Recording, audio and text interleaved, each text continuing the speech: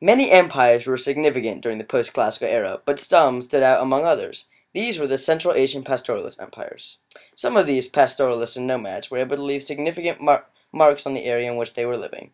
These significant marks were their destruction of the Song Empire, their movement of artisans, and their cultural diffusion through trade and expansion.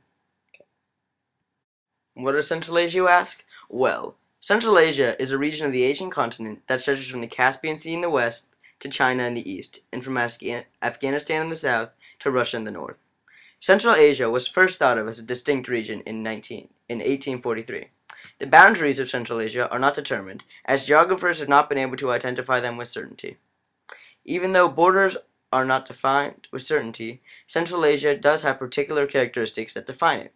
For example, Central Asia is closely tied to its nomadic people in the Silk Road. This caused it to become a crossroads for the movement of people, goods, and ideas between Europe, West Asia, East Asia, and North Asia. Due to the fact that most of the land is too dry and rugged for farming, many people earn a living by herding. Now I know what you're wondering. Evan, what comes from Central Asia? Well, that's actually a great question. Horses, chariots, monotheism with the rise of Zoroastrianism, lapis lazuli, yogurt, algebra, the windmill, tulips, and spices all come from Central Asia.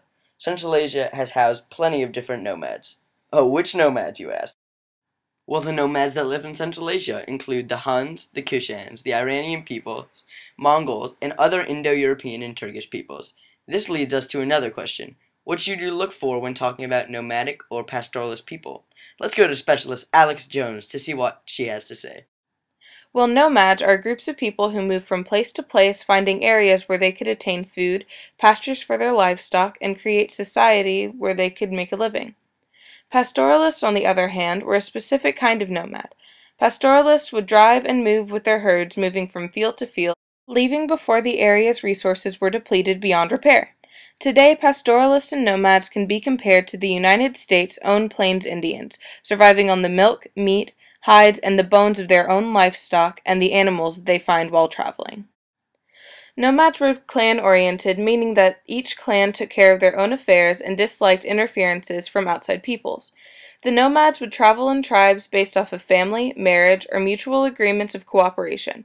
Most of the decisions were made by a council of mainly adult males or even chiefs.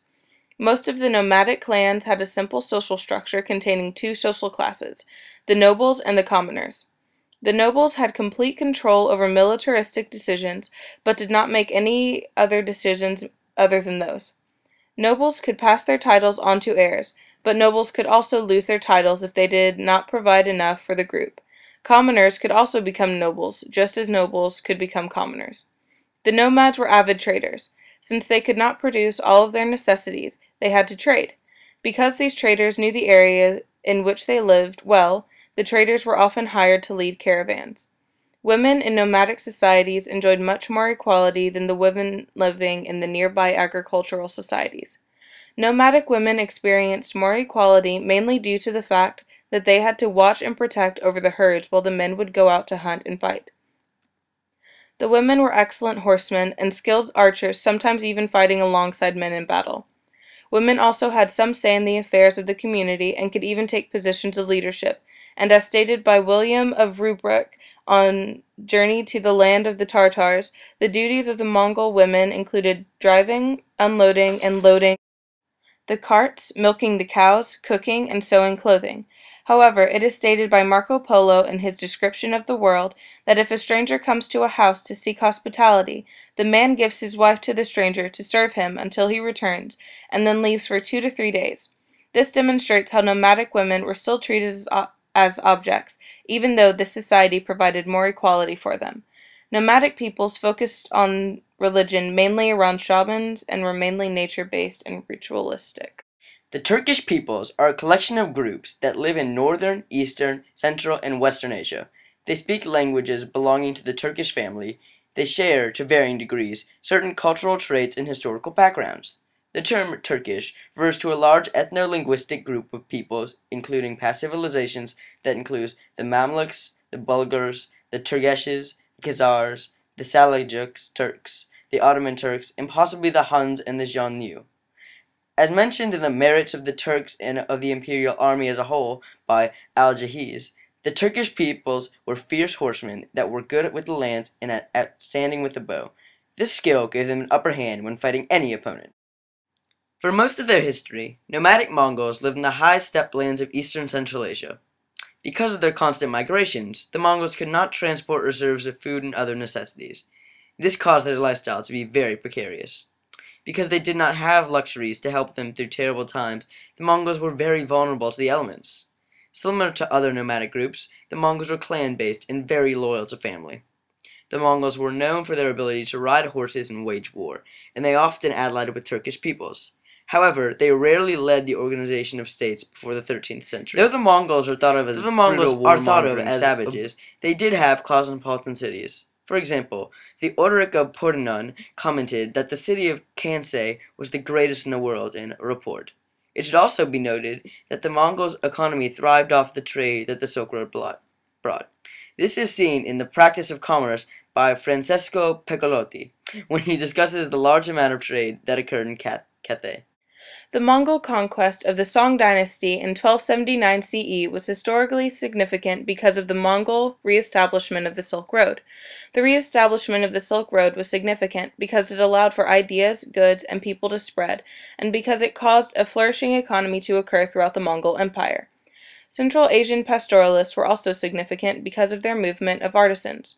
The Mongols did not have any artisan class because of how often they migrated. Because of this, they were dependent on other artisans for their crafts, which is why they prized artisans so highly. Because the Mongols valued artisans very much, they had artisans from all over the world travel to their domains in China and Persia. The significance of this was that it ultimately benefited the Mongols and facilitated international contact and cultural exchange. Central Asian pastoralists were also significant because of their cultural diffusion through trade and expansion. For example, by re-establishing the Silk Road, the Mongols allowed for cultural diffusion to occur across Eurasia. This shows the significance of the cultural diffusion because of the effects that the ideas, goods, people, and diseases, such as the bubonic plague, that spread across the Silk Road caused. Another example of this cultural diffusion is when the Turks attacked the Abbasid Caliphate and ended up converting and spreading Islam to India. This is historically significant because it can be seen through the architecture in India that was influenced by Islam, such as the Taj Mahal. Central Asian pastoralists were historically significant because of the destruction of the Song Empire that allowed for the re-establishment of the Silk Road. Also, because of their promotion and movement of artisans that allowed for international contact and cultural exchange. The final reason Central Asian pastoralists were significant was their cultural diffusion across the Silk Road and expanding into the Abbasid Caliphate